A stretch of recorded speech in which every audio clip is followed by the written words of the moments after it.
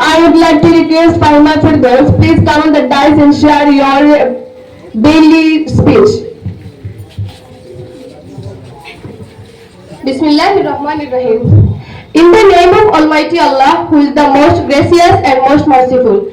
Respected teachers and my dear brothers and sisters, Assalamu alaikum wa rahmatullahi wa barakatuh.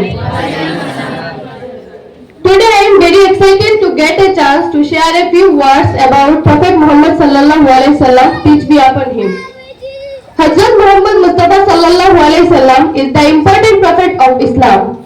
He is the last and greatest prophet of Allah, and he is the possessor of all virtues. He was born in Mecca in 570 AD. He is the personality of whom the world is created.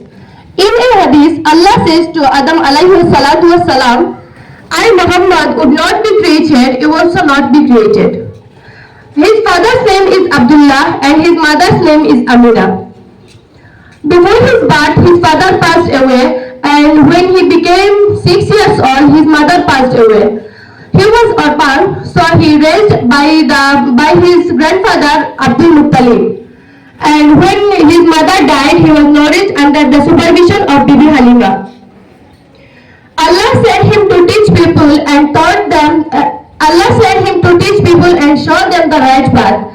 He taught the people the difference between right or wrong. He was young. When he was young, he was famous for his honesty and truthfulness.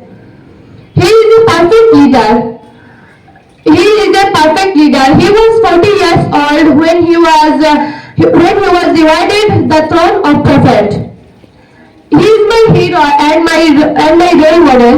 May Allah join us with the Prophet Muhammad sallallahu alaihi wasallam, peace be upon him, in paradise tomorrow. Amen.